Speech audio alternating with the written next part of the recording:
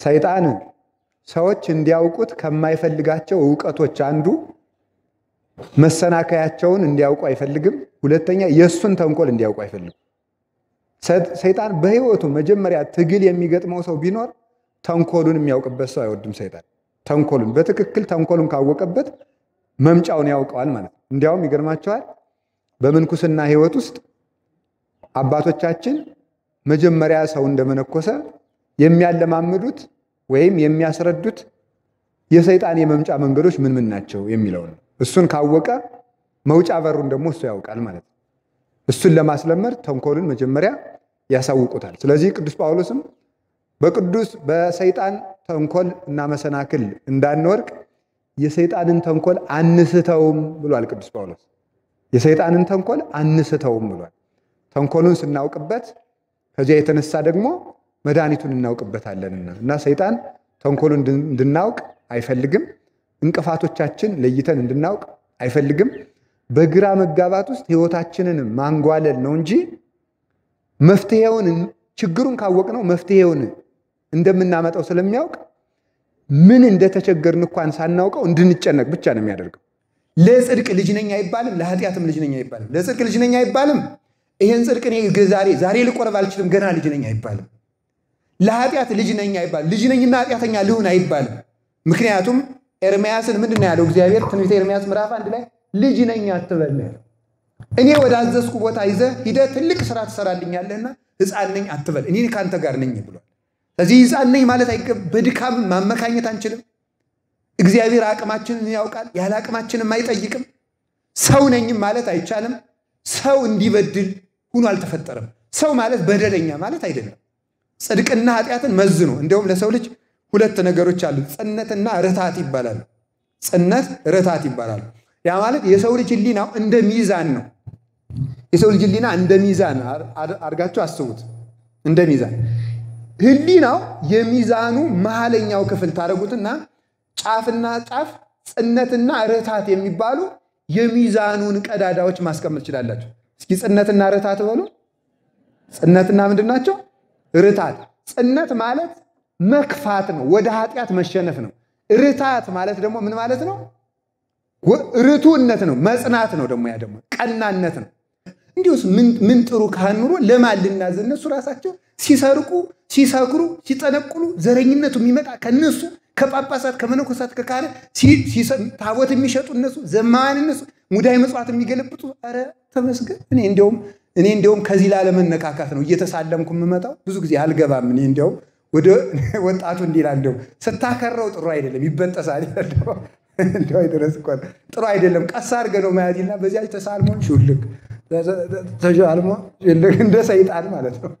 ሰይጣን በዚያ በበሩ ነው የሚመለስ፣ አይገባም። እንደምን ያቃጥለዋል። በእኛም በዚያ ጠጋብሎ ተመለስ፣ ዝም ብለህ ተመለስ ይለዋል። እና ባንድ እያረጉ እነ ቄስ እነ ዲያቆን እንዲያረጉ አንተ ምን ወጣ ነው? ኧረ እንዲያው አንተ ቸር ነው እንዴ ሳትማር። እንዲሁም ተመስገን ነው ሳልማር ራሱ እንዲህ አይነት ደግ ሰው ነኝ አልኩኝ።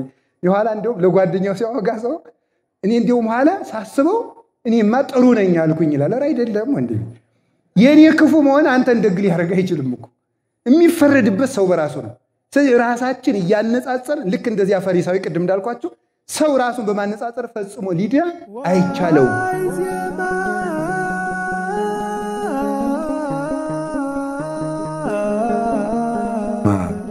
ወወልድ ወመንፈስ ቅዱስ አሐዱ አምላክ። በስመ አብ ወወልድ ወመንፈስ ቅዱስ አሐዱ አምላክ። በስመ አብ ወወልድ ወመንፈስ ቅዱስ አሐዱ አምላክ። በባህሪው ሞት በመንግስቱ ሽረት የሌለበት ቅድመ ዓለም የነበረ ዓለምን በምሕረቱ በይቅርታው በኃይሉ በቸርነቱ የፈጠረ ዓለምን የሚመግብ ዓለምን አሳልፎ የሚኖር መንግስቱ ዘላለም ቅዱስ እግዚአብሔር በልባችን አስበን በአንደበታችን ተናግረን ስለማንፈጽመው ስለ ቸርነቱ ስሙ የተመሰገነ ይሁን። እግዚአብሔርን የወለደችልን ሃይማኖታችን የተማርንባት የሕይወት እንጀራችን መሶብ እናታችን ድንግል ማርያም ወላዲት አምላክ የእርሷም ስም ለዘላለም ከፈጣሪ በታች ከፍጡራን በላይ የተመሰገነ ይሁን።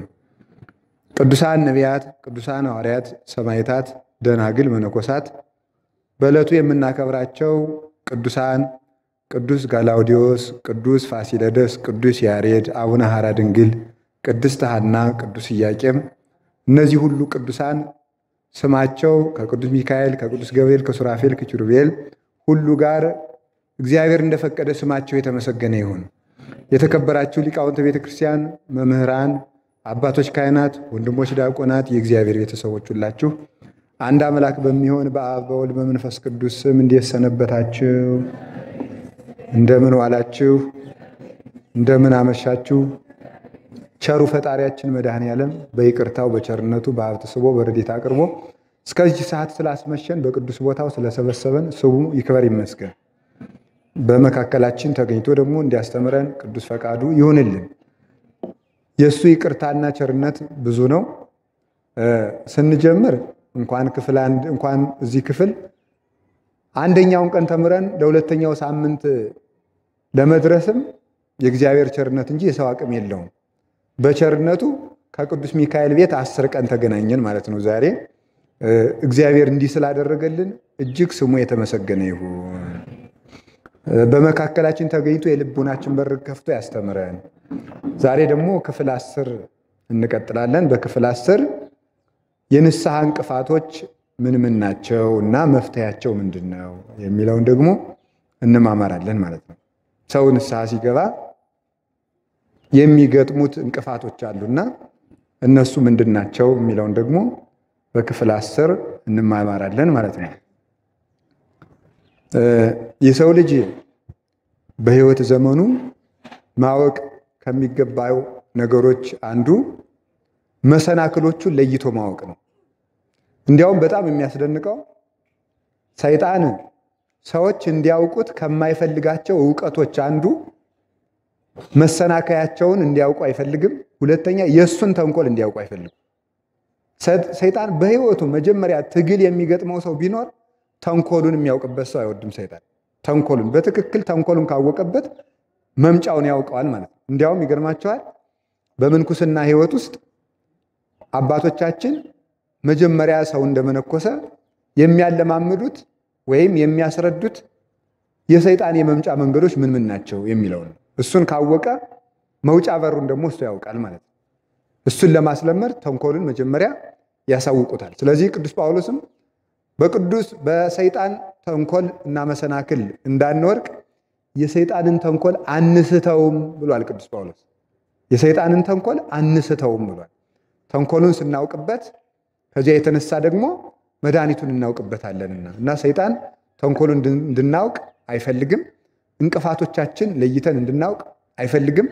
በግራ መጋባት ውስጥ ሕይወታችንን ማንጓለል ነው እንጂ መፍትሄውን ችግሩን ካወቅነው መፍትሄውን እንደምናመጣው ስለሚያውቅ ምን እንደተቸገርን እንኳን ሳናውቀው እንድንጨነቅ ብቻ ነው የሚያደርገው። ምክንያቱም ምንድነው እንደዚያ የሚያደርግበት ምክንያት? ችግሩን አግዝፎ ከማሳየት በቀር ችግሩን እንኳን ለይተን እንዳንረዳ የሚያደርግበት ምክንያት የችግሩን አሳሳቢነት ብቻ በማሰብ ለመፍትሄው አንዲት ጠጠር እንኳን እንዳናነሳ ስለሚፈልግ የችግራችን መጠን ለይተን እንድናውቅ እንኳን አያደርግም። ከዚያ የተነሳ ነውና እንቅፋቶቻችን ምኖች ናቸው? በንስሐ ጊዜ እንቅፋት የሚሆኑን እነማን ናቸው? እነሱን ለይተን አውቀን ደግሞ እንቀጥላለን። አምላክ ቅዱሳን ከሁላችን ጋር ይሁን። የመጀመሪያው የሰው ልጅ ንስሐ እንዳይገባ የሚያደርገው ኃጢአትና ጽድቅን ለይቶ አለማወቅ ነው። ኃጢአትና ጽድቅን የሰው ልጅ ለይቶ ሳያውቅ ሲቀር የሚሰራው ኃጢአት በደል ላይመስለው ይችላል። በደል ሳይመስለው ልካ ዛሬ እስከ ዛሬ በድያለሁ ይላል። ለዚህ ነው ትንቢተ ሆሴዕ ምዕራፍ 4 ላይ እግዚአብሔር ሲናገር ሕዝቤ ዕውቀት ከማጣቱ የተነሳ ጠፍቷል ይላል። ሕዝቤ ዕውቀት ከማጣቱ የተነሳ ጠፍቷል ይላል። የሰው ልጅ ጽድቅና ኃጢአትን ለይቶ ካላወቀ ጽድቅ እየመሰለው ኃጢአት ሊሰራ ይችላል። በዚህ ሁኔታ ውስጥ ለምሳሌ ከነበሩት ሰዎች መካከል ቅዱስ ጳውሎስ አንዱ ነው። ቅዱስ ጳውሎስ ጌታችን ሲሰቀል ነበረ። ቅዱስ እስጢፋኖስ በሚወገርበት ጊዜ የወጋሪዎችን ልብስ ጠባቂ ቅዱስ ጳውሎስ ነበረ። ልብስ እየጠበቀ ነበረ። ክርስቲያኖችን ከዋሉበት አላውል ካደሩበት አላሳድር ያለ ቅዱስ ጳውሎስ ነበረ። ያንን የሚያደርግበት በተንኮል አይደለም። ቅዱስ ጳውሎስ ጽድቅ እየሰራው እየመሰለው እጅግ በጣም በሚያስደንቅ ሁኔታ። ለምንድን ነው ሲባል አይሁድ ስም በማጥፋት ክርስቶስ እግዚአብሔርን ሰድቧል የሚል አጉል ወሬ በሰው ሁሉ ጆሮ እንዲጫጫህ ያደርጉ ነበር። ያንን ሐሳብ የተቃወመ ሁሉ ቤቱ ይበረበራል፣ ይታሰራል። ከዚህ የተነሳ ቅዱስ ጳውሎስ ክርስቶስ አጥፍቷል የሚለውን ብቻ ነው የሚሰማ የነበረው እንጂ ክርስቶስ ማን እንደሆነ አያውቅ። ደግሞ ክርስቶስ ሎቱ ስብሐት ክርስቶስ አጥፍቷል ብለው የሚናገሩ ምን ብለው ነው? የእግዚአብሔርን ሕግ ስቷል፣ የእግዚአብሔርን ሕግ ሽሯል ነበር የሚሉት። ቅዱስ ጳውሎስ 46ቱን የብሉይ ኪዳን መጻሕፍት ስለተማረ የእግዚአብሔር ሕግ ተሻረ መስሎት በጣም ቀናተኛ፣ ለእግዚአብሔር ቀናተኛ ልብ ስለነበረው የእግዚአብሔር ሕግ ከተሻረማ ብሎ ለእግዚአብሔር ሕግ የቆምኩ እየመሰለው ግን እግዚአብሔርን ያሳድር ነበር። የክርስቶስን ምዕመናን አላሳድራቸው ብሎ ሐዋርያትን እያሰቃየ እንዲያውም በጣም ጉልበተኛ ስለነበረ ከሊቃነ ካህናቱ ፈቃድ አስወጥቶ ክርስቲያኖችን እያሰረ ለማምጣት ፈቃድ የተሰጠው ጉልበተኛ ወንበዴ ተብሎ የተሰጠ እሱ ነበር። ጀግና ተብሎ ለእግዚአብሔር ሕግ ቆምኩ መስሎት ነው። እሱ ግን እየበደለ እንደሆነ አያውቅ። አንዳንድ ጊዜ እየበደልን ሳይመስለን ጽድቅ እየሰራን እየመሰለን ሁሉ ኃጢአት እንሰራለን። ጽድቅ እየሰራን እየመሰለን ሁሉ ማለት ነው። በኋላ ጌታችን መድኃኒታችን ኢየሱስ ክርስቶስ ቅዱስ ጳውሎስ ሰዎቹን ራሱ ቅዱስ ጳውሎስ አንድ የሚያስደንቅ ቃል ስለ ጌታ ተናግሯል። ሰዎች ሁሉ ወደ ድነት እንዲደርሱ የሚወድ እግዚአብሔር ይላል። ስለ እግዚአብሔር ሲናገር ሰዎች ሁሉ ወደ ድነት እንዲደርሱ የሚወድ እግዚአብሔር። እስኪ በሉላችሁ፣ ሰዎች ሁሉ ወደ ምን እንዲደርሱ የሚወድ እግዚአብሔር ነው? ወደ ድነት እንዲደርሱ ይፈልጋል። ሰው ነው ሰውን ምክንያት እየፈለገ እየወቀሰ ሰውን የሚያጠፋ ሰው ነው።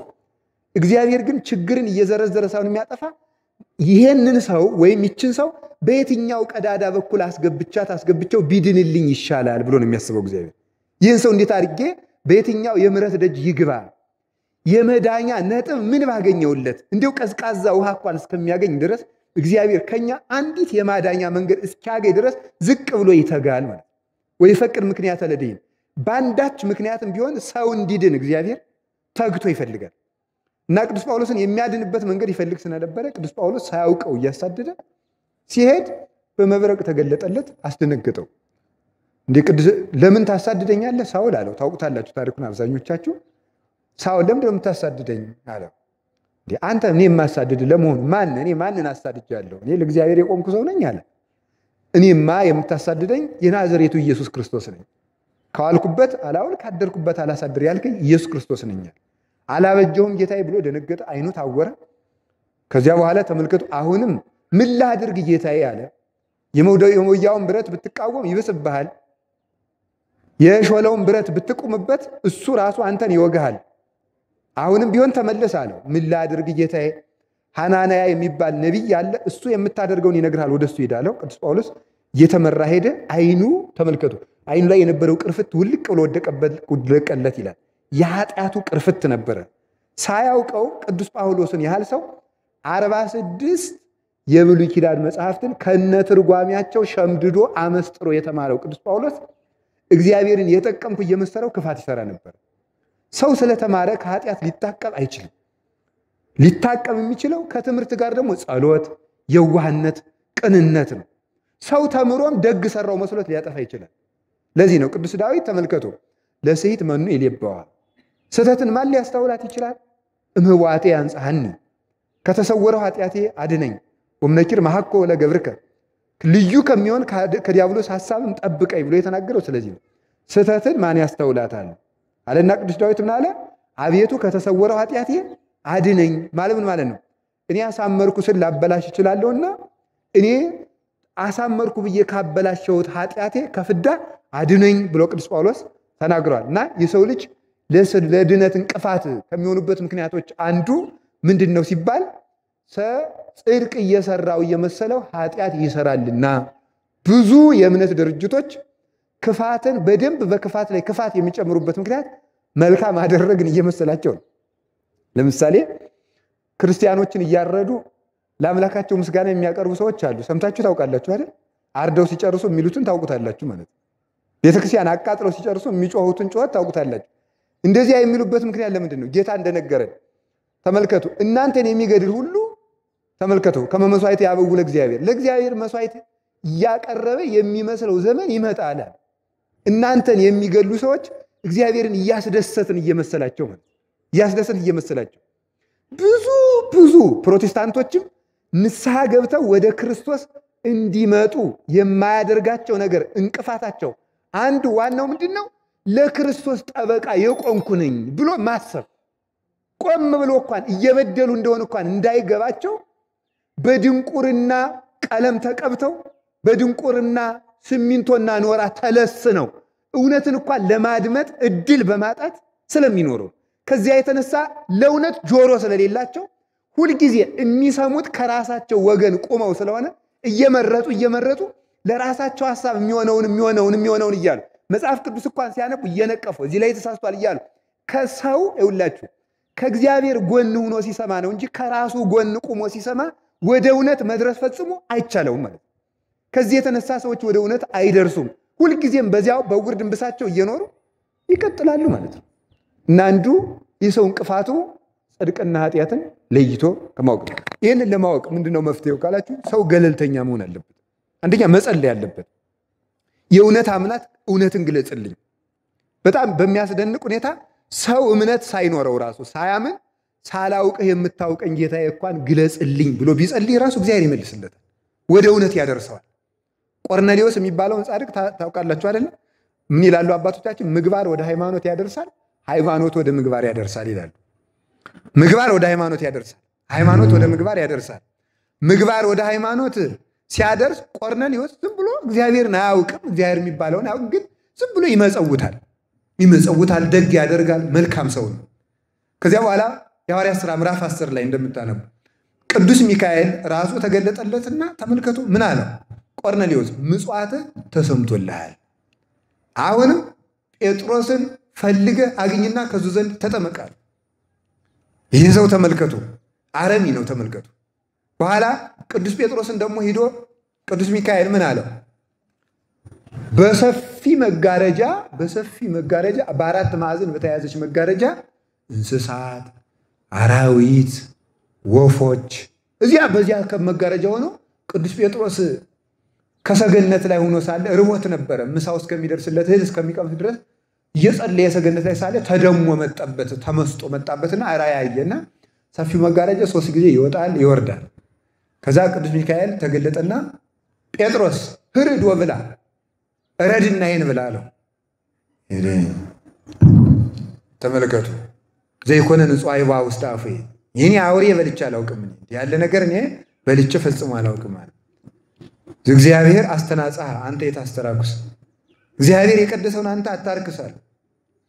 ምን ማለት ነው? አባቶቻችን ሲያስተምሩ ሰፊ መጋረጃ ወንጌል ናት፣ አንድም ድንግል ማርያም ናት ይላሉ። ሰፊ መጋረጃ በአራቱ ማዕዘን ሁሉ ሳሊለነ ቅድስ ኃይላት የሚውል የለምና በዚያውም ዘንድ ሕዝቡን አሕዛብን ሰብስባ መንግሥተ ሰማያት ታስገባለች እና አንድም ወንጌል ናት፣ ሃይማኖት ናት። በወንጌል ማመን ነው። በወንጌል በአራቱ ማዕዘን ትሰበካለች እና 3 ጊዜ ወጣ 3 ጊዜ ወርዳ መውጣቷ በስላሴ ስም ትሰበካለች እና ሰውም በወንጌል ያመነ ሁሉ አይጎዳ መንግሥተ ሰማያት ይገባልና ብለው ተርጉመውታል። ታዲያ ተመልከቱ እዚያው እንስሳት፣ አራዊት፣ ወፎች። አራዊት የተባሉት አሕዛብ ናቸው፣ ሃይማኖት የሌላቸው አራዊት የተባሉት። እንስሳት የተባሉ ደግሞ አይሁድ ናቸው፣ ለማዳ ሕግ ለምደው የለ እነሱ ለማዳዎች ናቸው። እነሱ ደግሞ ወፎች የተባሉ ካህናት ናቸው፣ ጥሪት ቁሪት የሌላቸው ነው። ያኛውን ብላ ማለቱ አይ ጴጥሮስ እምነት የሌለውን ሰው አሁን ይመጣል፣ ቆርኔሌዎስ ይመጣል፣ አስተምረው፣ ዝም አትጸይፈው፣ ተቀበለው ማለት ነው። ቅዱስ ጴጥሮስ ደግሞ እኔ አላስተምረውም አይሰማም ቢል የእግዚአብሔር አስተምር ቢል አላስተምርም ትላለህ፣ አስተምር ማለቱ ነው። ከዚያ ቆርኔሌዎስ መጣ፣ አስተማረው፣ ከነቤተሰቡ አጥምቆ ቅዱስ ጴጥሮስ ሰው አድርጎ ከክርስቶስ ማህበር ጨመረው ማለት ተመልከቱ። የኛው ሃይማኖት ሰው እውነተኛው ሃይማኖት አልገለጥለት ካለ ራሱ ከያዘው ደንባራና ሰንካላ መረጃ ወጥቶ ከእውነት ጎን ብቻ ቆሞ የእውነት አምላክ እውነትን ግለጥልኝ ካለ ይገልጥለታል። አንዱ ንስሐ ሰው እንዳይገባ የሚከለክለው እሱ ነው። ጽድቅና ኃጢአትን ለይቶ አለማወቅ፣ ስነ ፍጥረት ሰው የሚነግረው ነገሮች አሉ። እውነትን የሚረዳባቸው መንገዶች አሉ። አይምሮ ጠባይ ይባላል፣ ንጽሐ ጠባይ ይባላል። ንጽሐ ጠባይ ማለት ከኃጢአት አይምሮን መጠበቅ ነው። አይምሮ ጠባይ ማለት የህሊናን ሚዛን መጠቀም ነው። የህሊናን ሚዛን መጠቀም። አሁን እንደው መቼስ አሁን ሰው ህሊናው እንደው አይምሮውን አጥቶ ነው እንጂ እኔ በተለይ በየዚህ ዘመን ፓስተሮች በተለይ ማለት ነው አሁን ህሊናውን አጥቶ ነው እንጂ ሰው ማርያምን ለሚሰድብ ሰው ሊሰግድ ይችላል? የፈጣሪ እናት ስግደት አይገባትም ብሎ 24 ሰዓት ጠጅ ሲጠጣ የሚኖር ፓስተር ስገዱልኝ ሲል ለሱ ሲሰግድ እንዴ ሰው እንዴት ያለ አይምሮ ነው? እነሱ አያስጨንቁ። እነሱማ ሳንቲም እየነገዱ ነው። እዚያ ቁጭ ብሎ ግን የሚያጨበጭብ አሜን የሚለው ግን ግርም ነው የሚያደርገኝ። ሰው እንዴት የአይምሮ ሚዛን ያጣል? ንጽሐ ጠባይ ሲያድፍበት ሰው እውነት አልታየው ይላል። ንጽሐ ጠባይ ማለት አይምሮ በዘረኝነት፣ በዝሙት፣ በክፋት በእንዲህ ያለ ነገር ሲቆሽሽ እውነትና ጽድቅን ለይቶ ለማየት ይቸገራል።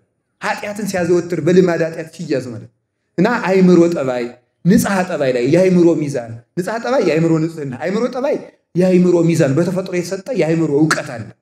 ስነ ፍጥረት አለ። የስነ ፍጥረታት ምስክርነት አለ። የሰው የራሱ ምስክርነቱ፣ አስተዳደጉ፣ ተፈጥሮ አለ። እነዚህ ሁሉ ተዛምደው ቅዱሳት መጻሕፍት፣ ገሃድ ዓለም፣ ታሪክ፣ የታሪክ ምስክርነት፣ ታምራት እነዚህ ሁሉ ተዛምደው ይመሰክራሉ። ስለዚህ የመጀመሪያው ጽድቅና ኃጢአትን መለየት አለመቻል፣ እየበደለ እንደሆነ እንኳን አለማወቅ፣ ይሄ ለሰው ልጅ የመጀመሪያው እንቅፋቱ ነው። ከዚህ እንቅፋት እግዚአብሔር ይሰውረን። ግን ቅዱስ ዮሐንስ አፈወርቅ ለእኛ ግን ሲናገር ሚላል ክርስቲያኖች ክርስቲያን የሚባሉት ክርስቲያን ካልሆኑት የሚለዩት ይላል የሚጠቅመውን ከማይጠቅመው ለይተው በማወቃቸው ነው ይላል። ድርሳኑ የመጀመሪያው ድርሳኑ ዕብራውያንን በተረጎመበት ድርሳን 1 ላይ ሲናገር ክርስቲያኖች ክርስቲያን ካልሆኑት የሚለዩት የሚጠቅመውን ከማይጠቅመው ለይተው በማወቃቸው ነው። ኃጢአት እየሰራ እንደሆነ አንድ ሰው በየቀኑ ካሰበ በቂ ነው። አንድ ሰው የመጀመሪያው ንስሐ ለመግባት የመጀመሪያው እርምጃ ኃጢአት እየሰራ መሆኑን ማወቅ አለበት። ኃጢአት ደግሞ በደንብ ማሰሙኝማ ኃጢአት ደግሞ በኃጢአት የሚበደለው እግዚአብሔር ነው። ሰው ከሰው ጋር ቢጣላ ይላል መጽሐፍ፣ ሰው ከሰው ጋር ቢጣላ ይላል ተመልከቱ፣ ከእግዚአብሔር ይጸልዩለታል፣ ያስታርቁታል። ሰው ከእግዚአብሔር ጋር ቢጣላ ወደ ማን ይጸልዩለታል? ሰው ከእግዚአብሔር ጋር ከተጣላ መታረቂያው ራሱ ጠፋ ማለት የእርቅ ውል ጠፋ ነው። ስለዚህ የመጀመሪያ ለክለባይት ተቃበስኩ አንተን ብቻ በደልኩ ሲል እንደምታውቁት ባለፈው እንደተነጋገርነው ሰው የእግዚአብሔር መቅደስ ነው አይደለም? ኃጢአት ሲሰራ የእግዚአብሔር መቅደስ እየፈረሰበት እግዚአብሔር ማደሪያ ማሳጣት ነው ማለት ነው። እግዚአብሔር ተበዳይ ይሆናል እና እግዚአብሔር እየበደልኩ ነው ብሎ ሲያስብ ነው ኃጢአቱን አውጥቶ ለመጣል የሚችለው። የእግዚአብሔር መቅደስ ነኝ፣ ስለዚህ ብዙ ጥራጊ ሞልቼበታለሁና ይሄን ካልጠረኩትና ካላጸዳሁት እግዚአብሔር እንዴት ብሎ ያድርብኛል? የከበረ እንግዳ ሲመጣ እንኳን ቤትን ጠርጎ ያለውን አንጥፎ ጎዝጉዞ መቆየት ይገባል። እግዚአብሔር በእኔ ማደር እየፈለገ እንዳያድር የኃጢአት ትቢያ ሞልቼለት ይሄን ካልጠረኩት እንዴት ሊያድርብኝ ይችላል ብሎ ሲያስብ ሰው የንስሐ ንቃት ይኖረዋል ማለት እየበደለ እንደሆነ ሲገባ እሱን ነው። አላችሁ የላችሁም? እግዚአብሔር ከሁላችን ጋር ይሁን። የመጀመሪያው እንቅፋት እርሱ ነው። ሁለተኛው ጽድቅና ኃጢአትን ለይቶ ካለማወቅ ቀጥሎ ደግሞ የሰው ልጅ ንስሐ ሊገባ ሲል መሰረታዊ እንቅፋት ምንድነው? ለራሱ ይቅርታ ያደርጋል። ሰው ለራሱ ይቅርታ ያደርጋል። እስቲ ለራሱ ይቅርታ ማድረግ በሉ። አቤት! ለራሱ ይቅርታ ያደርጋል። ራሱን በደንብ ምን እያለ መሰላችሁ? አንደኛ ደክሞህ እኮ ነው ይለዋል። ራሱ አሁን በቀደም የሰከርክ ደክሞ ነው፣ አንተ ልስከር ብላ አልሰከርክም ይለዋል። ስለደከመ ስራ በዝቶብን የሰከርከውና እግዚአብሔር ቸር ነው ይለዋል። ለራሱ ፍርድ ሰጭ ይሆናል። ከዛ ይቅር ይለዋል ራሱን ማለት ነው። እግዚአብሔር ይቅር ሳይለው ራሱን ይቅር ይላል። አንዱ ችግር እሱ ነው። ቀጥሎ ደግሞ ምን ይለዋል? ሰው አይደለ እንዴ ይለዋል። ሰው እኮ ነህ አንተ፣ ከማን ትበልጣለህ? አንተ ሰው ነህ። ሰው ደግሞ ያው ሰው በደለኛ ነው ይላል አይደል? ሰው እንደው እኮ ይገርማል እኮ ሰው ነው፣ ግን ቢሰድቡት ደግሞ ይቆጣል። አንተ ሰው ስለሆንክ እኮ ርኩስ ነህ ቢሉ ግን እኔ ነኝ ርኩስ ይላል። ግን ርኩሰት ሲሰራ ደግሞ ያው ሰው አይደለም ይላል ደግሞ መልሶ። ለራሱ ክብር ሲሆን ነው እንደዚያ የሚጠነቀቀው። ስለዚህ ለራሱ ይቅርታ ያደርግለት። እኔ ሰው ነኝ፣ ተፈጥሮ ነው። ደግሞ ቀጥሎ ምን ይላል? ወጣት ነኝ ይላል። ደግሞ ወጣት ነኝ፣ እኔ ስጋና ደም ነኝ። አሁን ትኩስ ከሳት እናውቃ አይደለው እኔ ምን ገና ክፉና ደጉ ላይ ይቻላል። ወረ ታውቃለህ በደም ክፉና እንደ ይገርማችኋል። ቅዱስ ሙሴ ፈርዖንን እየገሰጸ በሕፃንነቱ ሲያስቸግረው ይህን ልጅ መግደል አለብሽ እንዴ ሕፃን አይደል እንዴ ምን ብለህ ትገድለዋለህ? ነውር እኮ ነው ሲሉት ኧረ እሱ ብልጥ ነው እሱ እያለ ከዚያ ፍትፍትና እሳት እናቅርብለትና እስቲ ከለየ ይሄ ተንኮለኛ ነው ማለት መግደል አለብኛል። ፍትፍትና እሳት ሲያቀርብ ሕፃን አይደለም ሙሴ ተመልከቱ ሊጎርስ ሆነ ፍትፍቱን ቅዱስ ሚካኤል ቶሎ ብሎ ወደ ፍሙ ወሰደው። ፍሙን ጎረስ ያደረገው ወዲያው ጣለው። ያው አፉም ዲዳ ሆነ። ለምንድን ነው እንደዚህ ያደረገበት ምክንያት? ሙሴ እንዳይሞት ነው። እንዳይሞት ተመልከቱ ፍትፍቱን ቢቀር ይገደል። አያችሁ እግዚአብሔር አንዳንድ ጊዜ ለስጋ የማይጠቅሙን ወደሚመስሉን መከራዎች ይወስድና ወደ ክብር ያሻግረናል ማለት ነው። እንደዛ አድርጎ ሙሴን ቀስ አድርጎ ከዚያ በኋላ ቅዱስ ሚካኤል በራሱ ማሪነት ኋላ ባህር ከፍሎ እስራኤልን እንዲያሻግር አደረገው ማለት ነው። ስለዚህ ልክ እንደዚያ እኛ ሰው ተመልክቶ እኔ ሕፃን በደምብ ታውቃለህ፣ ሰው የውሃን ቅዝቃዜ የእሳትን ማቃጠል መለየት ከጀመረ ሕፃን አይደለም፣ በኃጢአት ይፈረድበታል ማለት ነው። ፍትፍትና እሳት ለይቶ ካወቀ አንድ ሰው ነው በደምብ። ከዚያን ጊዜ በቃ ከሰባት በተለይ ደግሞ ከ7 ዓመት ጀምሮ ካለው በኋላ በደልን ያውቅ። እገሌ ደብድቦኛል ብለህ እኮ ለእናትህ ነገር መስራት ከጀመርክበት ብሎ ተንኮለኛ ነው። ተንኮል ማወቅ ጀምሯል አንድ ሰው ማለት እገሌ ገርፎኛል፣ ሰድቦኛል፣ እነንትና ቆሎ እየበሉ አልሰጠኝ አሉ ብሎ የጎረቤትን ተንኮል ነገር መስራት የጀመረ ልጅ ይሄ ምንድን ነው? በደንብ ተንኮለኛ ሆኗል ማለት ነው። ስለዚህ ይሄ ሰው ለራሱ ይቅርታ ማለት እና ልጅ ነኝ በምንም አይነት ማመካኘት አንችልም። ለጽድቅ ልጅ ነኝ አይባልም፣ ለኃጢአትም ልጅ ነኝ አይባልም። ለጽድቅ ልጅ ነኝ አይባልም፣ ይሄን ጽድቅ እኔ ዛሬ ልቆርብ አልችልም ገና ልጅ ነኝ አይባልም። ለኃጢአት ልጅ ነኝ አይባልም፣ ልጅ ነኝና ኃጢአተኛ ልሁን አይባልም። ምክንያቱም ኤርምያስን ምንድን ነው ያለው እግዚአብሔር? ትንቢተ ኤርምያስ ምዕራፍ 1 ላይ ልጅ ነኝ አትበል፣ እኔ ወደ አዘዝኩ ቦታ ይዘህ ሂደህ ትልቅ ስራ ትሰራልኛለህና ሕፃን ነኝ አትበል፣ እኔ ከአንተ ጋር ነኝ ብሏል። ስለዚህ ሕፃን ነኝ ማለት በድካም ማመካኘት አንችልም። እግዚአብሔር አቅማችንን ያውቃል፣ ያለ አቅማችንም አይጠይቅም። ሰው ነኝም ማለት አይቻልም። ሰው እንዲበድል ሆኖ አልተፈጠረም። ሰው ማለት በደለኛ ማለት አይደለም። ጽድቅና ኃጢአትን መዝኖ እንደውም ለሰው ልጅ 2 ነገሮች አሉ፣ ጽነትና ርታት ይባላል። ጽነት ርታት ይባላል። ያ ማለት የሰው ልጅ ህሊናው እንደ ሚዛን ነው። የሰው ልጅ ህሊና እንደ ሚዛን አድርጋችሁ አስቡት። እንደ ሚዛን ህሊናው የሚዛኑ መሃለኛው ክፍል ታደርጉትና ጫፍና ጫፍ ጽነትና ርታት የሚባሉ የሚዛኑን ቀዳዳዎች ማስቀመጥ ትችላላችሁ። እስኪ ጽነትና ርታት በሉ። ጽነትና ምንድን ናቸው? ርታት። ጽነት ማለት መክፋት ነው፣ ወደ ኃጢአት መሸነፍ ነው። ርታት ማለት ደግሞ ምን ማለት ነው? ርቱዕነት ነው፣ መጽናት ነው። ደግሞ ያ ደግሞ ቀናነት ነው። ስለዚህ አንድ ሰው መሃል ላይ የህሊናው ሚዛን አለ። እንዲጨበጥ ስናረጋት ሚዛኑን ቀጥ የምታረገው ህሊናው ይመዝናና ጽነት ወደ ኃጢአት አዘንብል፣ ስራ፣ ዘሙት፣ ግደል፣ ደብደብ፣ ስደብ የሚለው ይሄ ሲያዘነብ ጽነት። በዚያ ምክንያት የጽነትን ቀዳዳ ያደርግና ምን ያደርጋል? ኃጢአት ወደ ሰውየው በር ይገባል።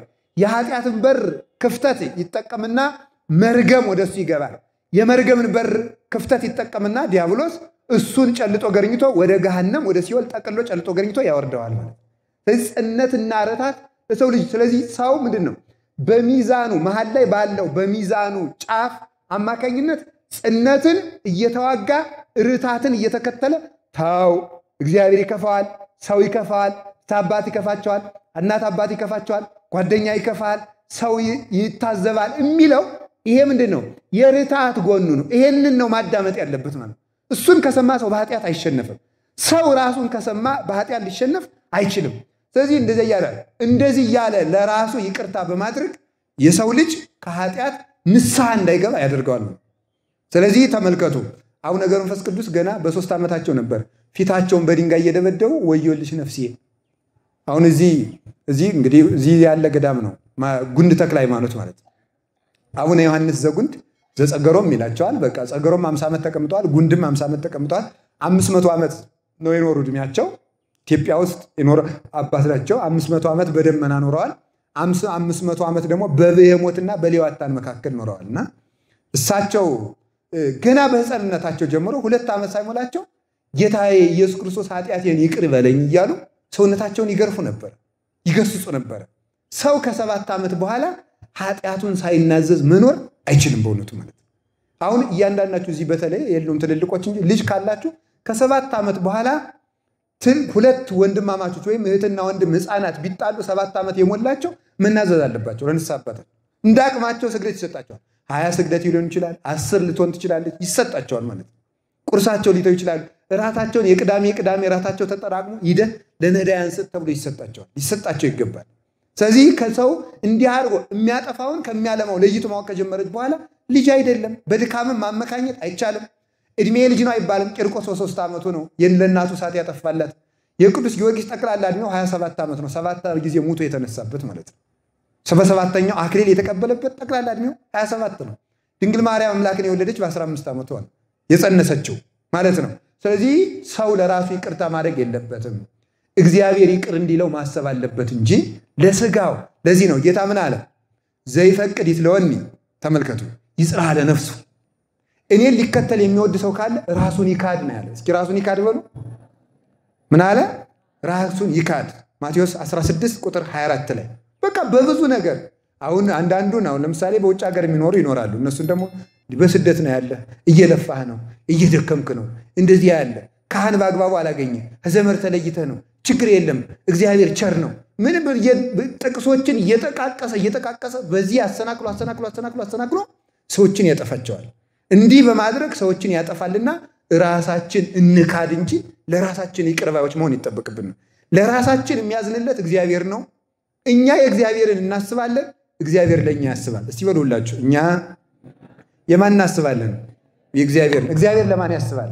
ለእኛ። እኛ ለራሳችን መራራት የለብንም። እንዲያው ምን ይላል? አይን ብታሰናክል ምን በላት? አውጥተህ ነው። አይን አይቆረጥም፣ ቆርጠህ አትበል። አውጥተህ። እጅ ብታሰናክል ቆርጠህ፣ እግር ብታሰናክል ቆርጠህ። ይህ ምን ማለት ነው? በጣም ብዙ ትርጉም ነው ያለው። አንዱን ብቻ ልንገራቸው። በዚህ ከምን የሚያዝልን ከርሳችን ጋር አይን ብታሰናክል አይንህ አልነሳም መተኛት ነው የምፈልግ ብትል እምቢ ብለህ ምን ይላል? አውጥተህ ጣላት ማለት ፈቃዷን እምቢ ብለህ ባንቃይዶ ቅጣት። እስቲ ባንቃይዶ በሉ። እንደዚህ የብሎ ቀና ብሎ ማረኝ ማረኝ ማረኝ ማረኝ ማረኝ ማረኝ ማረኝ እያልክ አይንን ቀና አርገ ተመልከቱ። ወበከመ ተመልከቱ የባሪያዎች አይን አይንታ ግብርት ተመልከቱ ሀበ እግዚኦሙ የባሪያዎች አይን ወደ ጌቶቻቸው እንደሆነ ወበከመ አይን ዓመት ውስተ ደግዝእታ የገረድም አይን ወደ እመቤቷ እንደሆነ ተመልከቱ። ከማሁ አንቃይዶነ አይንተነ ዘትነብር ውስተ ሰማይ አቤቱ በሰማይ የምትኖር እግዚአብሔር ሆይ ይላል ቅዱስ ዳዊት። ይቅር እስከምትለን ድረስ እኛም አይኖቻችን ወደ አንተ እናነሳለን። ሰሎሞን ደግሞ አይኑን የሚጨፍን ተንኮለኛ ነው። እንግዲህ ቅዱስ ዳዊት ያለ ይቅር እስከምትለን ድረስ አይኖቻችን ወደ አንተ እናነሳለን ያለ። ሰሎሞንም አይኑን የሚጨፍን ተንኮለኛ ነው ያለ። አይናቸውን ጨፍነው የሚጸልዩ ሰዎች ተጎንብሰው ተንኮለኛ ናቸው። እንዴት ነው? ፈረዱ። እንግዲህ በመጽሐፍ ቅዱስ ፈረዱ። ምንድን ነው? ተንኮለኛ ነው። አይኑን የሚጨፍን ሰው ተንኮለኛ ነው። አይኑን የሚጨፍን አይንን ቀን አድርገህ ነው መጸለይ። በሰማይ የምትኖር ነው ያለ እንጂ በጉድጓድ የምትኖር በሉ ብሏል እንዴ? አላለም እኮ። መኖሩን አለ። የምድር መሰረቷ እሱ ነው። እሱ ግን ያለ በሰማይ የምትኖር በሉ ነው ያለ። ሀገራችን በሰማይ ነው ያለ ቅዱስ ጳውሎስ። ወደ ሀገር ቀና በል እንጂ ምን መሬት ያሳያል? መጎንበስ ተንኮለኛ እንስሳ 24 ሰዓት አይጾም ይበላል። ተጎንብሶ እንደ በሬ ይጸልያል። ምን ጸሎቱም የበሬ ጸሎት ነው። በሬም ይጸልያል። መጸለይማ ይላል አይደል? ማታ ሳሩን የሰጠውን እያመሰገነ እኮ ነው። ይሄ የመናፍቅ ጸሎት የእንስሳ ነው። በቃ ዝም ብሎ ይሄ በብላት ኑሯቸውም እንስሳ ነው በእውነቱ ማለት ነው። ስለዚህ ሰው ራሱን ክዶ ወደ እግዚአብሔር መጸለይ አለበት። አይንን ባንቃይዶ እጅ ደግሞ ስንፍንፍ ካለብህ እንደዚህ የትከሻ ጀምሮ እንክት ርግፍ ካረግ በሰፊሃ ቅጣው ያርገ ዘርግተህ ማረኝ አንተ ለጋስ ነህ ስጠኝ ደግሞ ማረኝ አንተ ፈራጅ ነህ ፍረድልኝ በል። ደግሞ እጅ አልሰጥም ካለ እምቢ ብለህ ስጥበት። እግርህ ብታሰናክል ቆርጠህ ጣላ ማለት በመጋዝ አይደለም። ኧረ ደክሞኛል ብትል እምቢ ብለህ ቁምባት ነው። ቁም ዝም ብለህ ሌሊትም ቢሆን ዳዊቱ እጅህ አንስቶ እስከሚወድቅ ድረስ ዝም ብለህ ቁም፣ አስቀድስ። መደገፊያ አያስፈልግም። እሱን ወንበሩን ትተህ ቁመህ አስቀድስ ነው። ስለዚህ ለራሳችን ሳንራራ እግዚአብሔር አስበን ንስሐ መግባት አለብን። ንስሐ እንድንገባ አምላከ ቅዱሳን ይርዳን። ይህ ደግሞ ሁለተኛው ይቅርታ ነው። ሁለተኛው ሰው ንስሐ እንዳይገባ እንቅፋቱ እሱ ነው፣ ግን ከፍርድ አናመልጥም። ሶስተኛው የሰው ልጆች ንስሐ እንዳይገቡ ሶስተኛው እንቅፋታቸው ምንድን ነው ካላችሁ ራስን ማነጻጸር ነው። ምን ማድረግ ነው? አቤት ራስን ማነጻጸር ወደ ላይና ወደ ታች ነው። እስኪ ወደ ላይና ወደ ታች በሉ። ወደ ላይና ወደ ታች ምን ያደርጋል? እኔ ገንዘብ ነው የሰረኩኝ እነንትን አሉ አይደል የሰው ሚስት ሲቀሙ የሚውሉት ይላል። ወደ ታች ነው። እኔ እንዲያውም ቀላል ነው፣ እኔ በቢራ ነው የምሰክር፣ ጫት የሚቀሙ እነንትን አለ አይደል እያለ የበታቾቹን እየጠቃቀሰ እሱን ጻድቅ ያስመስሉ። እንዲህ ዲያብሎስ እንዲቀላል መስሏቸዋል እኮ። ስለዚህ ሰውን ወደ ታች እንዲመለከት ያደርጋል። እኔማ ተመስገን። አልሰማችሁትም? እዚያ ሉቃስ 18 ላይ ያለው ያ ፈሪሳዊና አይሁዳዊ አብረው ለጸሎት ቆሙ። ፈሪሳዊና አይሁዳዊ ናቸው አብረው የቆሙት እና ተመልከቱ። ያ ፈሪሳዊ ፈርቶ በእግዚአብሔር ፊት እኔ ወደ ሰማይ ስዞር እግዚአብሔር በዚያ ስላለ በሱን ማየት ይሆንብኛልና አልፈልግም፣ እኔ እሱን ማየት አልችልም፣ አንተን ማየት አይሆንልኝም፣ ጌታዬ በፊት አልቆም እያለ ደረቱን ይደቃል። የደሞ አይሁዳዊ ደግሞ ምን ያደርጋል? ደግሞ ያ ደግሞ እንዲህ ይላል፣ እንደዚህ ሰው ያላረከኝ ተመስገን በሳምንቱ ለቀን እቆማለሁ ባይሆን ወንድም ተመስገን ጌታዬ፣ እንደዚህ ሰው ያላረከኛል። የእሱ ጸሎት ሳይሰማ የዚያኛው ጸሎት ተሰምቶ ተመለሰ። እራሳችን ከኛ የበታች ናቸው ብለን ከምናስባቸው ሰዎች ጋር በማነጻጸር እኛን የተሻለ እንደሆን በማሰብ ወደ ንስሐ እንዳንደርስ እግዚአብሔር ዲያብሎስ ይህን መሰናክል ያስቀምጣል ማለት። ስለዚህ ምን ጊዜም ቢሆን ወኩሉ ጾሮ ይጸውር፣ እያንዳንዱ የራሱን ሸክም ይሸከማል። እስኪ በሉላችሁ ቅዱስ ጳውሎስ ገላትያ 6 ላይ ሲናገር እያንዳንዱ የማንን የሚሸከመው? የራሱን ነው የሚሸከመው። ወደ ታች አትመልከት፣ አንተ የራስን ነው የምመልከት። ራሳችሁን በሕግ ነው መለካት እንጂ በሰው መለካት ነው። በሰው አይለካም፣ በጓደኛ አይለካም። እነገሌ እንዲህ አድርገዋል አይደለ? እነገሌ ስድሜ ሰጥቷቸዋል አይደል? አንድ ሰው ያሉ አንድ ካህንና ገንዘብ አጥተው ይባላል አምጣ ለነገሌ እንኳን ትሰጣለህ ይላሉ። ስማቸው የቆየ ነው ብዬ ነው፣ ሃይማኖት የሌላቸው ማለት ነው። እዚህ ግድም ያሉት እና አምጣ እነሱ እንኳን ትሰጣለህ ይላሉ ይባላል፣ ሲጸልዩ ማለት ነው። ማሰኘቱን የሚያሰኝ ይመስላል፣ ግን በፍጹም ለነሱ የሰጠበት ምክንያት ራሱ ያውቃል። ስለዚህ አንዱ ችግር እሱ ነው። በዚሁ ችግር በሶስተኛው ችግር ውስጥ ወደ ላይ ማነጻጸር፣ ወደ ላይ ማነጻጸር በሉ። አቤት ለምሳሌ አያድገውና እኔን ራሴን ማንሳት ነው፣ ችግር የለም። ለምሳሌ እኔን እግዚአብሔር የተመሰገነ ይሁን ቸር ነው፣ ኃጢአቴን አያሳያችሁም ተመስገን ነው እንጂ እና እኔ ኃጢአት ስሰራ ታዩና ዚዋደ እንዴ አባ ራሱ እንዲህ ያደርጉ የለን በጣም ጥሩ እንዲሁም ሳልማር እነሱ ተምረው ክህነት ቆብ አድርገው ቀሚስ አድርገው እነሱ እንዲህ ካደረጉ እኔማ ተመስገን ስላሴ እግዚአብሔር እኔንም አይፈርድብኝም። አባ ስለበደል አንተ የምታመልጥ ይመስላል። አባም በራሱ ይጠየቃል፣ አንተም በራስህ አይለቅህም ማለት ነው። ወደ ላይ ማነጻጸር ተውት። ተመልከቱ። እንዲሁስ ምን ጥሩ ካህን ኑሮ ለማን ልናዝ? እነሱ ራሳቸው ሲሰርቁ ሲሰክሩ ሲጠነቁሉ ዘረኝነቱ የሚመጣ ከነሱ ከጳጳሳት ከመነኮሳት ከካህናት ታቦት የሚሸጡ እነሱ ዘማዋን እነሱ ሙዳይ መጽዋት የሚገለብጡ ኧረ ተመስገን። እኔ እንዲያውም ከዚህ ላለመነካካት ነው እየተሳለምኩ የምመጣው። ብዙ ጊዜ አልገባም። እኔ እንዲያውም ወደ ወጣቱ እንዲላለው ስታከረው ጥሩ አይደለም ይበጠሳል ይላለው። እንደው አይደረስ እንኳን ጥሩ አይደለም። ቀስ አድርገህ ነው መያዝና በዚያች ተሳልሞን ሹልክ ተጃልሞ ሹልክ እንደ ሰይጣን ማለት ነው። ሰይጣን በዚያ በበሩ ነው የሚመለስ፣ አይገባም። እንደምን ያቃጥለዋል።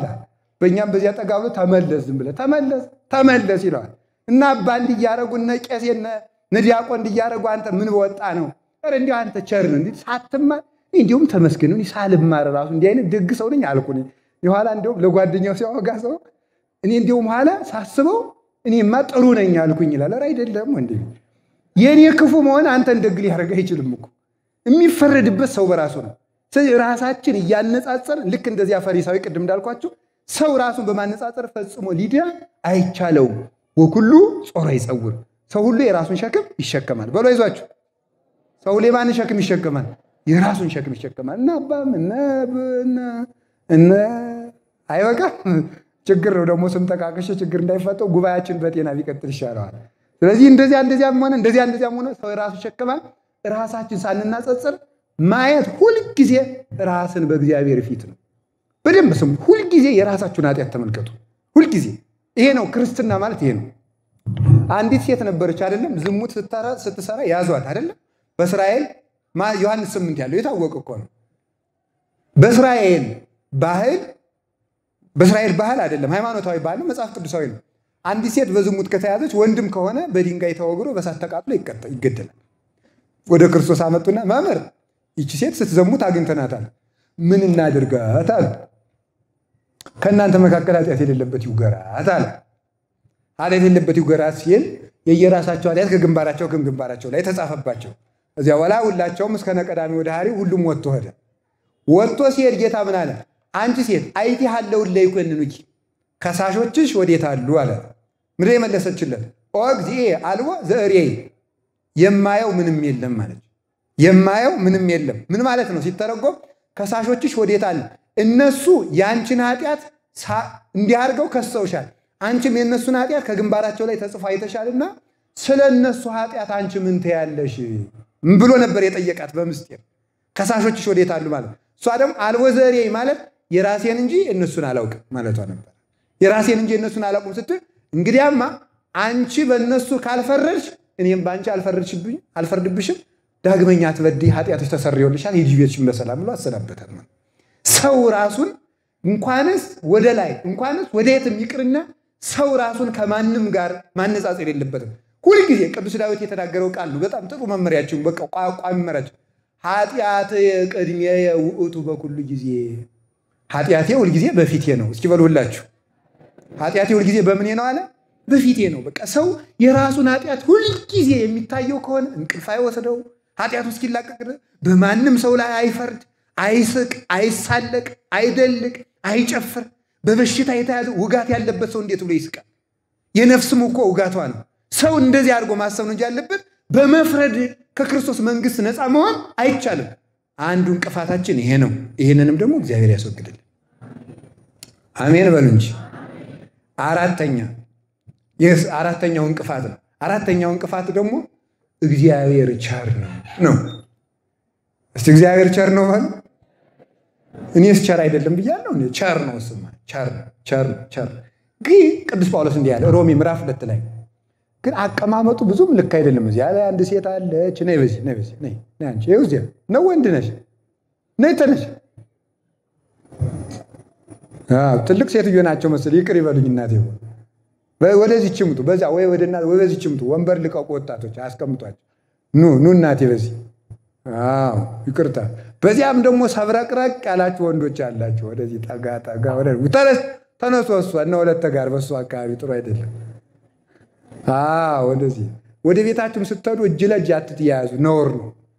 ልሸኛት ብዬ ነው እያላችሁ አውቃችሁ እንደሱ አታርጉ። እውነቴን ነው።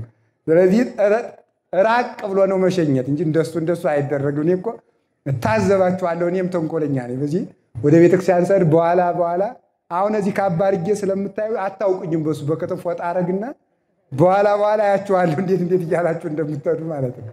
ስለዚህ እንደሱ አታርጉ። ነውር ነው። መኑ ያቁር እሳተ ውስተ ጽኑ፣ እሳትን በጉያው ታቅፎ የማይቃጠል ማን ነው?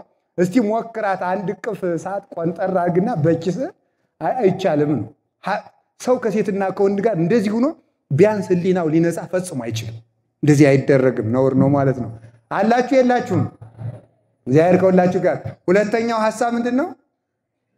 በሉ እንጂ እግዚአብሔር ቸር ነው በሉ እንጂ። አሁን ንስሐ ግባ አንተ እንደዚህ አድርገህ ኧረ እግዚአብሔር ቸር ነው። እናንተ ናችሁ ነገሩን የምታጋንኑት ይላል ሰው። እግዚአብሔር ቸር ነው ግን ፈራጅ ነው።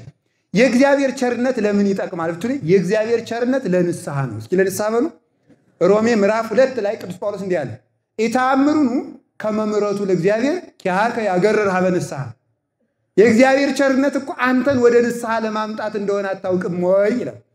የእግዚአብሔር ቸርነት ሰርቀህም ቀምተህም እግዚአብሔር አንተን ዝም ያለበት ምክንያት ንስሐ እንድትገባ ነው እንጂ ኃጢአት እንድትጨምር መሰለ ሆይ? ኢትወስክ ኃጢአተ በዲበ ኃጢአት እንዘ ትብል መሐሪ ውእቱ እግዚአብሔር ቸር ነው እያልክ አንተ ሰው መጽሐፈ ሲራክ ምዕራፍ 5 ላይ ደግሞ እግዚአብሔር ቸር ነው እያልክ በኃጢአት ላይ ኃጢአትን አትጨምር፣ እግዚአብሔር ይፈርድብሃል። ተፈቅድኑ ታስተአብዶ ለእግዚአብሔር። እግዚአብሔር ማያትን በማፍሰሱ ነፋሳትን በማንፈሱ ብርሃናትን በማመላለሱ መዓልትና ሌሊት በማፈራረቁ በዝናብ በማብቀሉ በፀሐይ በማብሰሉ ቸር አውሎ ቸር በማሳደሩ ልመናህን ባለመንሳቱ እግዚአብሔርን ሞኝ ልታደርገው ትፈልጋለህን? አንተ ሰው የእግዚአብሔር ባላንጣ ነህ እንዴ? ባይቱ በአምጣነ ይትኔስ ትዘግብ መቅሰፍተ ለርእስከ። አንተ ሰው ንስሐ እንዳለመግባት መጠን ለራስህ ዕዳ ታከማቻለህ። እግዚአብሔር ለክፉዎች ፈርዶ ዋጋቸውን በእውነት ይሰጣቸዋልና ይላል ቅዱስ ጳውሎስ ሮሜ ምዕራፍ 2 ላይ። ያውን ያልኳችሁ ሐሳብ በሙሉ አለ። በእግዚአብሔር ቸርነት ማመካኝ። እግዚአብሔር ሁለት አፍ እንዳለው ሰይፍ ነው። በግራም በቀኝም እንደሚቆርጠው እግዚአብሔር እንደሚምር ይፈርዳል፣ እንደሚፈርድ ይምራል። ምሕረቱን የሚከለክልበት ጊዜ አለ። ሰው በቸርነቱ ካልተጠቀመ ያጠፋዋል። እግዚአብሔር በኖህ ዘመን ለነበሩ ሰዎች ስንት ዓመት ነው የሰጣቸው? አቤት አቤት 120። የምሕረቱን ብዛት አስተውት። ቅዱስ ዮሐንስ አፈወርቅ ምን ይላል መሰላችሁ? የእግዚአብሔርን ቸርነት ልብ በሉ። ዓለምን ሲፈጥር 6 ቀን ነው፣ ለማጥፋት ግን 120 ቀን ሰጠ ይላል። ሲፈጥር ስንት ቀን ነው የሰጠ? ሲፈጥር ስንት ቀን ነው የፈጠረው? ጠቅላላ ይላልም 6 ቀን። የሚታየውን የማይታየው ይህን በሙሉ ዓለም የፈጠረው 6 ቀን። 6 ቀን የፈጠረውን ዓለም ግን በጣም በበደል ሲበዛበት ለማጥፋት ቁርጥ ፍርዱን ሲሰጥ ያም ደግሞ 120 ቀን ሰጠ። 120 ቀን ዓመት ነው እንጂ 120 ዓመት ነው የሰጠው እግዚአብሔር። 6 ቀን ፈጠረ፣ 120 ዓመት ምሕረት ሰጠ። አልጠቀም ሲሉ 100ውን እንስፈንበትና በ20ው ንስሐ እንገባለን ሲሉ ዘመኑ ሳያልቅ እግዚአብሔር ማቱን አመጣና ጠፋቸው። ስለዚህ ተመልከቱ፣ እግዚአብሔር ቸርነቱን አልጠቀምበት ካል ያለ ንስሐ በእውነት ከዚህ አሟሟት ይሰውራችሁ። ያለ ንስሐ በምድሩም እንደተሰቃየን ተሸፍነን የምድሩን ተውት ብትታሰሩ 30 40 70 80 ዓመት ነው። የዘላለም እስራት አለ፣ የማይጠፋ እሳት አለ። ሐሳቡ ለምዳችሁት ሊሆን ይችላል። የማንቀላፋ ትል አለ። ሙተን የማናርፈው ሞት አለ። እንዲሁ ድህነት እንኳን ባይሆን ሰርተን ባናርፈው ሙቼ ላቀቀዋለሁ ይባላል። ክፉ ሰውንም እንዲያው ሚስትም ሆነ እናትም ልጇን ሙቼ እስከ መቼ ተላቅቄ ትላለች። ባልም ይላል እንዲያው አንቺን እንዲያው መቼ ሙቼ ተላቅቄሽ ሊል ይችላል። ሲኦልን ግን መቼ ሙቼ ተላቅቄ እንዳትል ሙታል። በሞት እንኳን መላቀቅ የማይቻልበት የሞት ሀገር ማለት ነው። የሞት ሀገር ያንን ያህል ነገር አስቀምጦ የሰው ልጅ ሁልጊዜ ይዘናጋል፣ ይረሳል። ሞቱን በፊቱ ይረሳዋል እንደሚሞት። አይ እኮ ሰው እኮ በጣም እኮ እንዴት ያለ እኮ ጭንቀት ፍጡር እኮ ነው። በጣም ክቡርም ነው፣ በጣም አስጨናቂም ነው፣ በጣም መከረኛም ነው። ደግሞ የሰው ሕይወቱ ብርቱ ሰልፍ ነው፣ ብዙ መከራ አለበት። ከመከራው አንዱ ይሄ ነው። እናቱን ቀብሮ አልቅሶ አይ ሰው ከንቱ ብሎ እናት ልጇን ቀብራ በመነገው ሰው ትሰድባለች። ሰው ቀብሮ መጥቶ እንግዲህ እንዲያው ለዚህ ከንቱ ዓለም ልጄ ከሞተ ጣጥየው ነው መደረባክሽ እንዲያው ጥቂት ሰርችል ጎረቤት ተሰብስቦ አይ እኔ እንዲያው እንግዲህ ነገ ነው አይ ወዲያው በቃ ጠላው ይጠጣል እንዲያ ይላል። ተረስቶ ጉች ነው በቃ ዘፈን በሳምንቱ ድልቂያ በልጁ ተስካር አታሙ ይለቁማል። እንዲህ ያለ ችግር ነው በእውነቱ የተፈጠረብን ማለት ነው። አላችሁ የላችሁም? አላችሁ። እግዚአብሔር በቸርነቱ ላልተጠቀመ ሰው እድሜውን ያሳጥረዋል። ይገርማችኋል። እድሜ 70 ዓመት እንድትኖር በምድር ተፈቅዶልህ ብትፈጠር እንኳን ካልተጠቀምንበት ከ70 ቀንሶ በ40 ይገላል፣ በ30 ይገላል። እግዚአብሔር ምሕረቱን ላልተጠቀመ መዓቱን ያመጣል። ትናንት ስንማማር እንደነበረው እግዚአብሔር ኃያል ወመስተአግስ ብሎ እግዚአብሔር ቸርና ታጋሽ ነው አለና መሰይተመየጥክሙ ሰይፎ ይመልህ፣ ካልተመለሳችሁ ሰይፉን ይመዛል። ምኑን ይመዛል ነው ያለው? ሰይፉን ይመዛል። እግዚአብሔር ካልተመለሳችሁ ሰይፉን ይመዛል ይላል። እግዚአብሔር ይመልሰን። በእግዚአብሔር ቸርነት አተማካኙ እኔ ሕፃን አይደለሁ እንዲያትሉ ሕፃናትም ቢሆን እግዚአብሔር እንደማይመለሱ ካዋቸው ይጠርገዋል። ለምን የ2 ዓመት አይሆንም? እንደማይመለስ አፈጻጸሙን ካየው ቆይቶ ማድጎ 100 ዓመት ሲሞላውም እንደማይመለስ ካየው አሁን ሁሉንም እየጠረገ ያጠፋዋል እግዚአብሔር። እንዲያ ስለሆነ ቸርነቱን ለንስሐ እንጠቀምበት። ቸርነቱ ደስ ብሎ ምን አይነት ቸር አምላክ ነው! እንዲያው ቅዱሳንን በሰማበት አፍ ሳትጸየፍ። አሁን ጌታ በቤተልሔም ትንፋሽ ሲቀበል የምን የተቀበለ? የላምሽ አቤት የአህያ። በጣም የሚደንቀኝ ይሄ የአህያንስ ትንፋስ አልተጸየፈም። ያ ማለት ማን ነው? አህያ የሚመሰሉት በጣም የተዋረዱ በኃጢአት የጎሰቆሉ ሰዎች ነው። የልደት ዕለት ጌታ አህያይቱ ምዳ ስትነፈስበት የተቀበለበት ምክንያት እንደ አህያ እንኳን ወርዳችሁ ብትወድቁ እንኳን እቀበላችኋለሁ ለማለት፣ እንደዚያም ብትሆኑ እቀበላችሁ። እንዲህ ብሎ እጁን ዘርግቶ የአህያን ያህል አይምሮ አታችሁ ከእንስሳት ቢያንስ በሬ ይበላል፣ ላም ይበላል፣ ፍየል፣ በግ፣ ዶሮ ይበላል። ከሚበሉት እንስሳት በታች እንኳን ወርዳችሁ የምትጣሉ አህያ እስክትሆኑ ድረስ ብትበድሉ እንኳን ከተመለሳችሁ እቀበላችኋለሁ ለማለት የአህያይቱን እስትንፋስ የተቀበለበት ምክንያት እሱ ነው። ለዚህ ነው መጠቀም እንጂ ቸርነቱን ለጥፋት፣ ለአመፅ፣ ለተንኮል በእግዚአብሔር ቸርነት ቢያመካኙት በጣም ነውር ነው። እግዚአብሔር ይመልሰ እግዚአብሔር ይመልሰ። ስንተኛ ነው ያየነው አሁን? አቤት አራተኛ። አምስተኛው ደግሞ ምንድን ነው ካላችሁኝ? ማፈር እንዴ! እኔ አሁን እጄ ለምሳሌ ገብረ ማርያም ወይም ሌላ እናምጣ፣ ችግር የለም። ገብረ ኪሮስ ነው ችግር የለም አለ እዚህ ውስጥ ገብረ ኪሮስ ተመስገን የለም። እንግዲህ ማለት መሰላችሁብኝ እንዳይል እኮ ነው። ገብረ ኪሮስ ቢሆን ይዘክራል፣ ማህበር ጠጣ፣ ንስሐ አባቱ ደግ ነው የሚያውቁት፣ ግብረ ሰላም ያበላል፣ ምን በቃ ለቤተ ክርስቲያን መስሪያ ይሰጣል፣ በቤተ ክርስቲያን ልማት ቀድሞ ይገኛል፣ ያስቀድሳል፣ ኪዳን ያስደርሳል፣ ክብረ በዓል የሚቀርበት የለም። ድሆች የሚጠግቡ ከሱ ቤት ነው። ውስጡ ግን ሌባ ነው፣ አጭበርባሪ ነው፣ ሞላጫ ነው፣ ዘማዊ ነው፣ እርኩስ ነው። አባ ግን የሚያውቁት ቅዱስ ነው በሚያውቁት። አሁን አባ እንደዚያ የእነ አባ መስጠት ዘር ሲሉ ይኖረው ሂጄ ሰርቅ ያለው ስል ምን ሊሉኝ ነው እንዲሁ አሁን። ስለዚህ ይቅርብኝ እዚያውን ጦሮጦስ ይብላኝ ብሎ ታፍኖ ይሞታል። ይሰልች ማለት ሀፍረት ተመልከቱ። በሳምንት በእርግጥ በደንብ አድርገን እንነጋገርበታለን ስለ ሀፍረት፣ የሀፍረት ጥቅም ምን እንደሆነ ማለት ነው። ከቃሉ ጋር ናችሁ ይሆን? እግዚአብሔር ከሁላችን ጋር ይሆን። ሀፍረት እና ምንድነው የሚለው? አንተ ሰው ይላል። አንተ ሰው ቅዱስ ዮሐንስ አፈወርቅ ሲናገር ቆይ በአንድ ቄስ ፊት ከምታፈር ኋላ ከዝናብ የመላእክትን ቁጥር ለመንገር ንገራችሁ። የመላእክትን ቁጥር ንገረኝ ካልከኝ በአንድ ዓመት የሚዘንበውን የዝናብ ነጠብጣብ ቆጥረ ንገረኝ ይላል። ስንት ነው በሉ ንገሩኝ። እንኳን በአገሪቱ ውስጥ አሁን እዚህ አጣጣሚ ሚካኤል የሚዘንበው ብቻ እስቲ ቁጥር ጀግና እስቲ አሁን ካለ እንግዲህ ማለት ነው። ዘንድሮ የሚዘንበው ብቻ መቁጠር ይቻላል? እሱን ማወቅ እንዳይቻል ነው። በሱ ልክ ናቸው ማለት አይችልም። እሱን ማወቅ እንደማይቻል መላእክትን ቁጥራቸውን ማወቅ ፈጽሞ አይቻልም።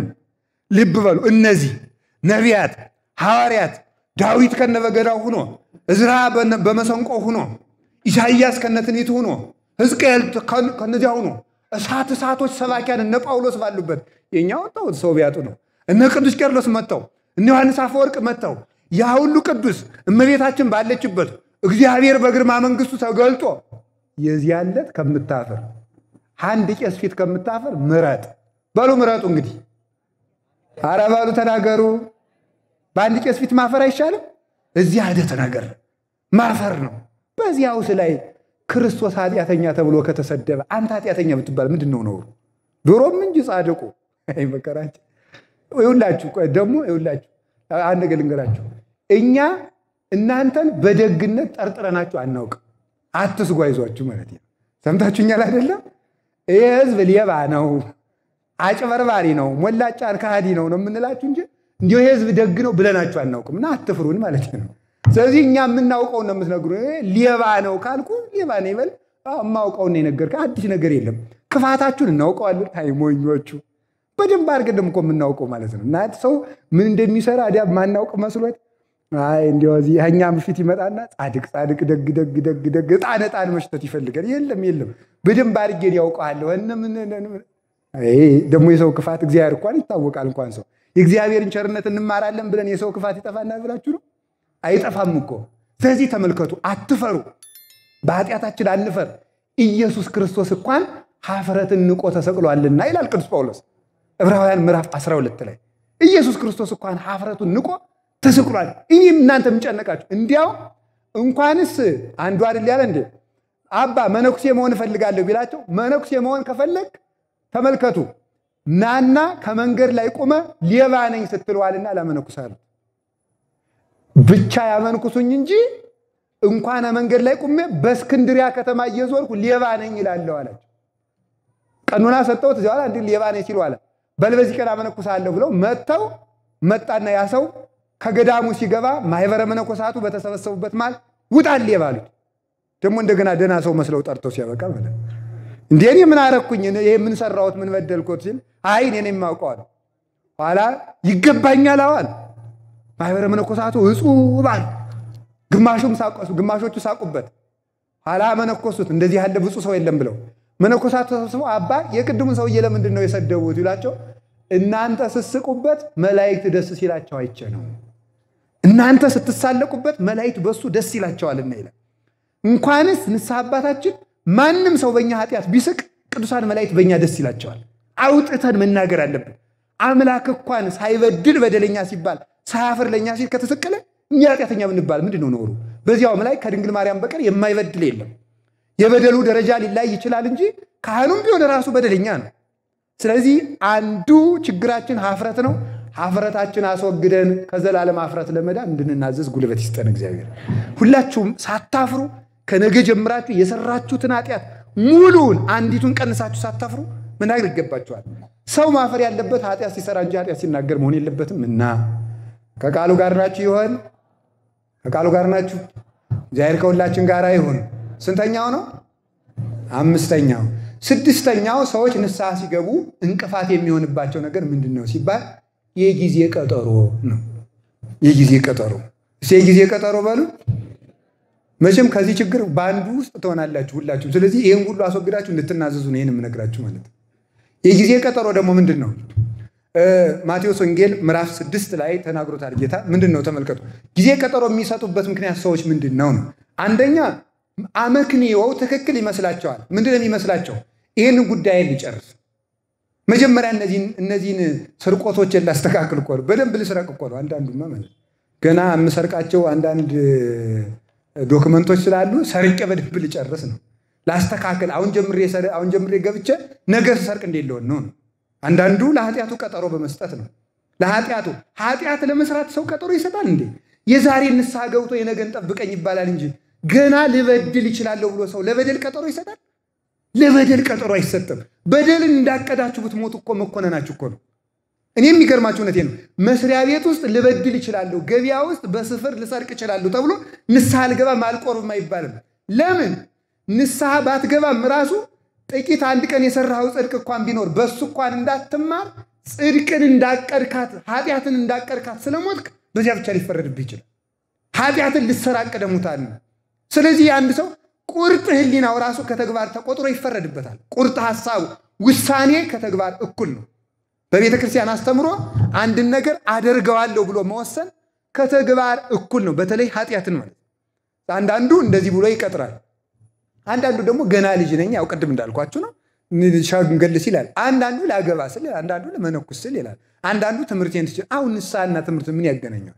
ማስተር ሴንስ መረቅ ይላል። አንዳንዱ ማስተርስና አሁን ንስሐን ምን ያገናኛል? ፒኤችዲ ብታመጡ ሌላ ብትሉት አሁን ንስሐ ምን ያገናኛል? ዲያብሎስ ነው ጀግኔ ንስሐ እንዳንገባ ስለሚፈልግ ማለት ይህ በማር ለምንድን ነው ግን ሰይጣን የሚያራዝምብን የሚያስቀጥረን? ለምን እንደሆነ ታውቃላችሁ?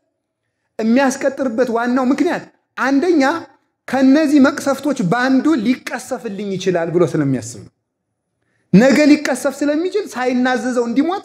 ስለዚህ ቢያንስ መጀመሪያ ከቻልኩ እንደበደለ እንዳያስብና ኃጢአት እየሰራው ነው ብሎ እንዳያስብ ላድርገው። አንዳንድ ሰው ኧረ እኔ ኃጢአት አልሰራውም ተመስገኑ፣ የሰራችሁ ለራሳችሁ እኔ ደህና ነኝ የሚል ሰው አለ። አንዴ ከቻልኩ እንደዚህ አላድርገው። እምቢ ብሎ ደግሞ አፍረቱንም ግድ የለም እናዘዋለሁ፣ ከማንም ጋር አላነጻጽርም፣ መናዘዝ አለብኝ፣ ክርስቶስ ይፈርድብኛል፣ መሐሪ ነው እያልኩ መቀለድ የለብኝ ብሎ ወስኖ ከጨረሰ ደግሞ ስለዚህ ሰው ሳይናዘዘው እንዲሞት ቀን ማራዘም አለብኝ። ለምን? ሲያራዝም ኃጢአቱ ሊያስቀስፈው ይችላልና ሳይናዘዘው ከተቀሰፈ ተቀስፎም እድሜው አጥሮልኝ እገላገለዋለሁ፣ ኋላም ደግሞ ገነት ሳይገባ ይቀራል በማለት ነው። ሁለተኛ ደግሞ ለምን እንደዚህ ያደርጋል ሰይጣን? የሰውየው ንስሐ የማይገባበት እድል እንዲባገኝ ደግሞ ብሎ እኮ ኧረ ወይ ሰይጣን ምን ለጽድቅ እንዲያብሎ ቢለፋናል። ምንድን የሚያደርገው ደግሞ ሰውየው ላይናዘዝ የሚችልበት እድል ቢገጥም ምናልባት ካህናት ቢያልቁልኝ ይላል። ደግሞ ካህናት ሙተው ቢያልቁ ካህናትን ወደማያገኝበት ቦታ ቢሰደድልኝ ሳይናዘዝ ሊሞትልኝ ይችላል። አንደኛ ቢቀሰፍ፣ ሁለተኛ እድሉ ባይመቻችለት ማድረግ ባይችል ብሎ ይህንን አቅዶ በዕለቱ ንስሐ እንዳንፈጽመው ያደርጋል። ስለዚህ ምን አደረገ ጌታ? እንዲህ ያለ ኢትበሉ ለጌሰም እስመ ጌሰም ትሄሊ ለረሳ። ለነገ አትበሉ፣ ነገ ለራሷ ታስባለችና። እስኪ ለነገ አትበሉ በሉ፣ ለነገ አትበሉ በሉ፣ ነገ ለራሷ ታስባለች። ባለፈው የተረኩላችሁ አንድ ታሪክ ልድገምላችሁ። አትሰለችም አይደል? ወይም አታውቁት ይሆናል። ተመስገን ስለምትረሱልኝ እኔም ለስንፍናዬ ይመቸኛል። አዲስ ተምረነዋል ስለማትሉኝ ደና ስለምትረሱ ደና የከረመውን ልያመጣው ቀን ማራዘም ነው እንግዲህ ተመስገን ነው። እሺ አንድ መነኩሴ በሰንበት መንገድ አትዱ ይላል። ተምረናል ወይ ተምራችሁታል? ልትዋው እና በሰንበት መንገድ ይል ሴትም ሆነ ወንድ መነኩሴ ወዮላችሁ ይላል። አንድ ቀን አባ ራሳቸው ተነስተው ብድግ ብለው ጭልጣሉ። ሲሄዱ መሸባቸው። ጅቡ በዚያ ግርም ሲጫጫ ዛፉ ላይ ቆመው አውጣኝ አውጣኝ አውጣኝ ይላሉ። አንድ ደግሞ በሬ አንዱ ደግሞ ሌባ በሬ ሰርቆ አምጥቶ ከዛፉ ስር አርዶ በላና ተመስገን ጌታዬ ባለቤቶቹ አናቴን እንኳን እንደው በሙቀጫ አገልግል ፈልጠው ቢጥሉኝ እንዳመልጥ ያደረከኝ አምላክ ተመስገን ብሎ ቀና ቢል ሰው አለ በዚያ ላይ እንዴ ምንድነው ደግሞ አንተ አለ። አይ ወንድሜ እኔን እንዳንተ ሌባ አይደለሁም እኔ ከቤት በጸሎት እየጸለይኩ ደግሞ ዛፉ ላይ ሊጸልይ ብዬ ዛፉ ላይ አይኩሸት ጅቡን ፈርተው እኮ ነው እንጂ ሊጸልዩ አይደለም። እዚያ ላይ ወጥቼ እኔ እንደዚያ ብዬ ነው አሉ ነው። አዎ አይጉድ እኔ እድሜ ዘመኔን በስርቆት ኑሬ ሰው ደግሞ ከቤት የሚጸልየው አንጾ ዛፍ ላይ ይጸልያል። ኧረ ማረኝ ጌታዬ ኧረ ማረኝ አለ። አሁን ምን ላድርግ አባ? ንስሐ ግባ ይምረኛል። አዎ ይምረኛል ብሎ እንዳቀደ ወዲያው ንስሐ እንደገባ ማረኝ ይቅር በለኝ እንዳለ ጅብ በላው። ጅቦች እነዚያ በሉትና አጋንንት መጡ። የኛ ነው የሰውዬ እንዴ ሰርቆ እዚያ በሬዎቹ ደሙ ላይ አይደል ሊያዝ ነው አሉ። መላእክትም እነ ቅዱስ ሚካኤል እነ ቅዱስ ገብርኤል የኛ ናት እንዴ ለምን ወደ እግዚአብሔር ወሰዷት? እግዚአብሔር ምን አለ? ይቺ ነፍስ ጽድቅ እንዳሰበች ሞታለችና ከሰራችው ቁጥር ነው። ስለዚህ በጽድቅ ሐሳቡ ጸንቶ ነው የሞተና ጽድቅን እንዳያዛት ነው የሞተ ይማራል ተባለ። አንዱ ሳደ ኋላስ አባ ምን አለ? ኋላ እንደዚያ ቢያዩ መላእክት እያሳረጉት ወዴት እየወሰዳችሁት ነው? የሰውዬ ጸድቆ ገነት እየወሰድ ነው። ኧረ መንግሥተ ሰማያት ለካ የሌባ መጫወቻውን አለች። እኔ እዚህ እየለፈው ቆባሪ እዚህ መከራዬን አጋንንት ጋር ሌት ተቀን እንቅልፍ ጋር እየታገሉ የወንበዴ ዋሻ ናት ገነት። እኔም ቆቤን ጥያ ኃጢአቴን እንደ ልብ የሰርቼ ኋላ እመጣለሁ ብለው አሰቡ። ወዲያው ይሄን እንዳሰቡ ከዛፉ ላይ ወደቁ፣ ተከሰከሱ። ጅብ በላቸው። መላእክትም የኛ ናት አጋንንትም የኛ ናት ብለው ቀረው። አጋንንት የኛ ናት መላእክትም የኛ ናት። እግዚአብሔር ምን አለ? ኃጢአትን ወስኖ ሙቷልና ከናጢያቱ ሙቷልና ይህን ሰው ወደ ሲኦል አውርዱ። ዘመናቸውን በሙሉ አንገታቸውን እንደ ቀለበት አቅጥነው የሰገዱበት ምንኩስና ከንቱ ቀረ ማለት ነው። ፍጻሜን አሳምርልኝ የሚባለው ለዚህ ነው። ማንም ቢሆን በምኑ መመካት አይችልም። ስለዚህ ነገ አይባልም። ነገ መለሳለሁ ብለው እንደወሰኑ ሞቱ። ነገ እናዘዛለሁ እንዳልክ በኃጢአት በገጠር በጣም ከባድ እርግማን አለ። ነፍሰ ጡር ሲያስቀይማቸው በሽፍን ይውሰድ ይችላል። ኧረ እስማ ወልዶ በጣም መከራ የሆነ እርግማን ነው። በሽፍን ሳትገላገኝ ማለታቸው እኮ ነው ማለት። አንድ በሽፍን መሄድ ግን በኃጢአት መሄድ። ኃጢአትን ነገ እናዘዛለሁ አትበሉ። ለምን ሳንናዘዝ እንቀሰፍ እንችላለንና። ስለዚህ ጌታ ምን አለ? ነገ እናዘዛለን አትበሉ አለ ማቴዎስ 6 ላይ። ለነገ አትበሉ ነገ እናዘዝ እስመ ጌሰምት ይሄድ ሊለርሳ ነገማ የነገውን ትናዘዛላችሁ አለ። ነገ የመቼውን ትናዘዛላችሁ? የነገውን። ነገስ መበደላችሁ መች ይቀራል? እናንተ ከሰው ከበደል ይውጥ ከሰው ከስተት እግዚአብሔር ከምሕረት መች ይለያል? ነገም ነገማ የነገው ደግሞ አለ። የነገውን ነገ ትናዘዝ፣ የዛሬውን ዛሬ ትናዘዝ። ዛሬ እንድንናዘዝ አምላክ ቅዱሳን ይርዳን። የመዳን ቀን መቼ ነው? የመዳን ቀን መቼ ነው? ዛሬ ንስሐ እንድንገባ አምላክ ቅዱሳን ይርዳን። ሌላው ደግሞ አላችሁ የላችሁም? አላችሁ? እግዚአብሔር ከሁላችን ጋር ይሁን። ሌላው ደግሞ ንስሐ እንዳንገባ የሚያደርገን ደግሞ ምንድነው ካላችሁኝ፣ ቅድም ካልነው ጋር በእርግጥ ይያያዛል። ክፉ ካህናት ናቸው። ክፉ ካህናትን ማየት። ለምሳሌ ይሁዳ ምንድነው ያደረገ? ያቺ ንስሐ ገብታ የመጣችው ሴት 300 ወቄት ወርቅ የተገዛ ምንድነው ይዛ የመጣች? ሽቱ አመጣ። የጌታን እግር ቀባችው በሽቷ፣ በንባዋ እግሩን አጠበች፣ በፀጉሮቿ መዘመዘችው ይላል። ያን ጊዜ ምንድነው ያለ ይሁዳ? ይሄ ብር ደና ተሽጦ ለድሃ የሚሰጠውን እዚህ ሽቶ የእግር ማጠቢያ ይሁን እንዲህ አለ። በጎን በዚያ ዘወር ብሎ ነው እንግዲህ ማለት ነው። እንደዚያ ሲል ምንድነው? አይ አቆዛ ያጽህቅ ወለ ነዳያና አለ ቅዱስ ዮሐንስ ወንጌላዊ። አሁን ድሆች አሳዝዘው ነው አይደለም፣ ሌባ ስለሆነ ነው። ይሄ ሌቦች ይኖራሉ፣ ጠንቋዮች ይኖራሉ፣ እኔ በዚህ ውሃ ዘፍዝፌ ከረጫዎች ንጹህ ነሽ እናቴ የሚል አለ። እዚህ ብቻ 1-2 ሺህ ብር አምጪ የሚል ይኖራል ደግሞ ማለት ነው። 1-3 ሺህ ብር አምጣ ዝም ብለህ ችግር የለም እኔ ጸልይልሃለሁ የኔ ልጅ የዕለት ውዳሴ ማርያም ሊያደርስ ይችላል እንኳን ላንተ ጭምር እኔ ጸልይልሃለሁ ተው የሚሉ ሸቃጭ የሚሆኑ ክርስቶስን የሚሸጡ የሚለውጡ ካህናት ሊኖሩ ይችላል። ተንኮለኞች፣ ገንዘብ ወዳጆች እነሱን እናይና እኔ ባለፈው እዚህ ጎንደር ከተማም አጋጥሞኛል። ባለፈው ያለ እኔ ንስሐ ልገባ የምችለው ጎንደር ውስጥ ያሉ ካህናት በሙሉ ተስተካክለው ሲጨርሱ ነው። ያማ ክርስቶስ ሲመጣ ነው በለኝ አልኩት። እዚህን ጊዜማ ጌታ መምጣቱ ነው። ሰው ተስተካክሎ የሚያልቀው እኮ ጌታ ሲመጣ ነው። ጌታ ሲመጣ ያው ሰው ባለ ክፋቶችም አልቀው በግራ ይቆማሉ፣ ጻድቃንም በቀኝ ይቆማሉ እንጂ ሰው ከክፋት ሊመለስ አይችልም። ስለዚህ መደምደም ድምዳሜ ላይ መድረስ ሁሉንም ካህናት ክፉ ናቸው ብሎ መደምደም ከዚያ የተነሳ ምስጢር ቢያወጡብኝስ ብሎ መስጋት ቢያወጡት ምንጨነቃቸው ሲጀመር መጀመሪያ መርጦ ታማኝ ካህን መያዝ ካልሆነ ደግሞ ቢያወጣ ለራሱ ይፈረድበታል እንጂ አንተ በዚያ አይፈረድብህም። አምኖ መስጠት ባለፈው ምንድን ያለ ስትናዘዝ አይደል ያለ ቅዱስ ባስልዮስ ዘቂሳርያ የተናገረውን ሳምንት ነግሬያችኋለሁ። ዳይሙ ይኩን በሃይማኖት ስትናዘዝ ተመልከቱ በሃይማኖት ተናዘዝ ለሰው የምትናዘዝ አይምሰልህ ለካህናት ለእግዚአብሔር እንደምትናዘዝ ነው ማወቅ ይላል። ለዚያ ወሬ ለሚያባክነው ካህን ሳይሆን እንደምትናገር ማሰብ ያለብህ ለእግዚአብሔር እንደምትናገር አስበህ መናዘዝ አለብህ ማለት እሱን መታገዝ የካህናትን ድክመታቸውን እንዴት የማድረግ ይገባል። ታግሰን ከቀጠል እንድናለን። ቅዱስ ጳውሎስ ስለዚህ ነበር ክርስቶስን እያየን እንሩጥ ያለው። ማንን እያየን እንሩጥ ነው ያለው? ክርስቶስን እያየን እንሩጥ። ብቻ እኔ እንድድን ሰውየው ክፋቱ ሊሰራ ይችላል። እንዲያውም ይገርማቸዋል አንድ ካህን ነበርና መሬቱን ለማን ይሰጠዋል? ይቅርታ አላችሁ? መሬቱን ለንስሐ ልጁ ይሰጠዋል። ንስሐ ልጁ ያርሳል። ንስሐ ልጁ አርሶ ለንስሐ አባቱ እኩል ያካፍለዋል። ኋላ ሲያርስ ከንስሐ አባቱ መሬት ላይ ሲያርስ ምን አገኘ? ወርቅ በድስት ተቀብሮ አገኘ። አይሄማ የንስሐ አባቴ ገንዘብ ነው ወስደ ስጣቸው ብሎ ለሰራተኛው ሰጠው። ታማኝ ንስሐ አባት ስለሆነ ወስዶ ንስሐ ልጅ ስለሆነ ማለት ወስዶ ንስሐ አባቱ ሰጠ። አይሄማ ነገ ሊከሰኝ አስቦ ነው ብሎ ልጁን ገደለው።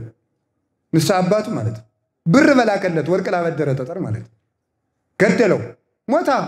እንግዲህ ንስሐም አልገባም ስጋው ደግሞ አልቀበልም ቤተክርስቲያንም አልሄድም ብሎ የምመን ቁጭ አለ ከቤቱ። ቤተክርስቲያን የሚባል አልሳለምም እንዲህ ያሉ ጠማሞች የሞሉባት ቤተክርስቲያን ለኔ ምን ታደርግልኛለች አለ። አንድ ቀን ተኝቶ በህልሙ መልአክ እግዚአብሔር መጣና ገበታው የወርቅ ነው፣ ምንጩ የወርቅ ነው፣ ምንጩ የወርቅ ከዛ ከወርቁ ምንጭ ውስጥ ንጹህ ውሃ ይፈልቃል። የወርቅ ደግሞ ማንኪያ አለ። በዚያ ማንኪያ እጁ በጣም በቁስል ንድድ ያለ ሰውዬ ከዚያ ውሃ እየጨለፈ እንካጠጣ ይለዋል። እኔ በዚህ እጅ አልጠጣም ይላል። አንተ ምን ጨነቀ? ምንጩ ንጹህ፣ ውሃው ንጹህ፣ ማንኪያው የወርቅ የእጁ ቁስል ወደ አንተ አይገባ፣ ዝም ብለህ ጠጣ አለው።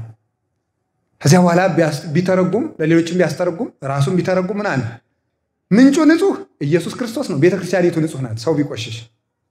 ውሃው ንጹህ ኢየሱስ ክርስቶስ ነው። የምትጠጣው ስጋው ደግሞ ክርስቶስ ነው። የካህኑን ደም አትጠጣ፣ የካህኑን ስጋ አትበላ፣ ንጹህ ነው። ማንኪያው ንጹህ፣ እሱ ይረክሳል እንጂ ክህነቱ አይረክስም። እሱ ቢሰርቅ ቢቀጥፍ ኃጢአት ቢሰራ የካህኑ ክህነት ምን አይልም? አይቆሽሽም። እሱ ነው የሚበድለው እንጂ ክህነት ረክሶ አያውቅም። ምክንያቱም ክህነት ጸጋ ነው። ክህነት ጸጋ ነው። ጸጋ ከጭቃው ማን ነው? ወርቅ ከጭቃ ውስጥ በመኖሩ ወደ ጭቃነት እንደማይለወጥ ካህኑ በደለኛ በመሆኑ ክህነቱ ወደ በደለኛነት ሊለወጥ ፈጽሞ አይችልም። ስለዚህ አንተ እንዲሁም አሁን ስሙ በየቴሌቪዥኑ ስማቸው ሌሎች ፕሮቴስታንቶች የምታዩት አሁን ደግሞ ኢትዮጵያ የዓለም ብርሃን የሚባል ድርጅት ደግሞ መጥቷል። ደግሞ እነዚህ እንትና ይቺ ደግሞ ማናትም ስለፈልፈው የነበረችው ሲኖዶሱ ተወግዟል ወዘተርፈ ምናምን የምትለው ደግሞ ሴትዮ አለ። እነዚህ ምንድነው ሲሉ የነበረው? ክህነቱ ረክሷል፣ ጳጳሳቱ በድለዋል፣ መነኮሳቱ ረክሰዋል፣ ካህን የለም፣ ቤተክርስቲያኒቱ ጠፍታለች። እንደዚህ የሚልበት ምክንያት ምንድነው? ጋኔን ይሄ እንደዚህ ብሎ ወሬ የሚያስወራበት ምክንያት ተመልከቱ። አሁን እኔ ለማንም ጠበቃ ለመቆም አይደለም ወይም ስለበደለ ካህን ቄስ ምናምን መነኩሴ አይደለም፣ ስለራሴም በደለኛ ነኝ እያልኩ ያለሁት ግን ምንድነው? ክህነቱ ሊረክስ አይችልም።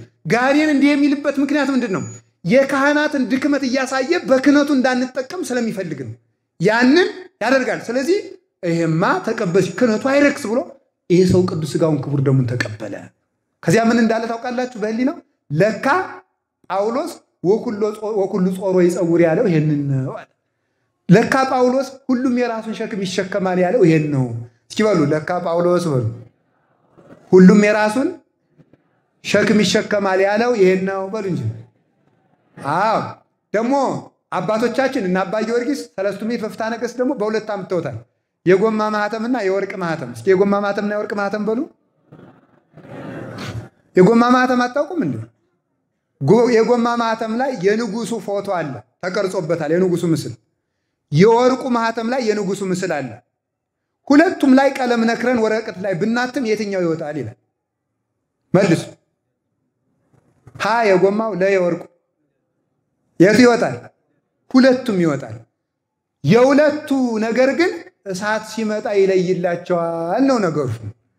ጎማ የሆነ እሳት ሲመጣ ይቀልጣል። ሲያጭበረብር በካባ በቀሚስ በቆብ ሲነግድ በሻሽ የኖረው እሳት ኢየሱስ ክርስቶስ ሲመጣ በፍርዱ ጊዜ ያን ጊዜ ይቀልጣል። ለራሱ ይቀልጣል። አንተ ማህተሙን ተቀበል። ማህተሙ ማን ነው? ኢየሱስ ክርስቶስን ነው። ክርስቶስ ይፍታህ ይላል እንጂ የፈታሃለሁ አይልም።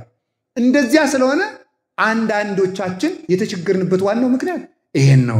ይሄንን እንቅፋት ከማድረግ እግዚአብሔር ይሰውረን። በእነሱ በእኛ ወይም ደግሞ በእነሱ ማለቱ ልቶ በእኛ ጥፋት እናንተ ልትጠፉ አትችሉም። ክህነት አይረክስም። ካህን ሊረክስ ይችላል፣ ክህነት ግን አይረክስም። እስኪ በሉላችሁ። ምን ግን አይረክስም? ክህነት ግን አይረክስም። በክህነቱ ፈውስን ይሰጣል። ራሱ ግን ከፍርድ ሊያመልጥ ፈጽሞ አይቻልም። አድኛለሁ፣ ህዝቡን አጥምቄያለሁ፣ ክርስትና አንስቻለሁ፣ ቀድሻለሁ፣ አቁርቤያለሁ፣ አስተምሬያለሁ፣ አይ አንተ ስትዘብትብኝ ነው የኖርከው ብሎ እግዚአብሔር አላውቅህም ሊለው ይችላል።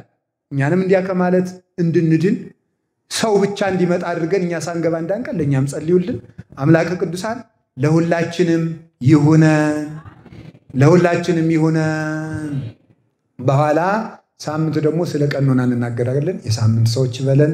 ስብሐት ለእግዚአብሔር ወለወላዲቱ ድንግል ወለመስቀሉ ክቡር። ይቆየን። እንቅፋታችን እግዚአብሔር ያስወግድልን።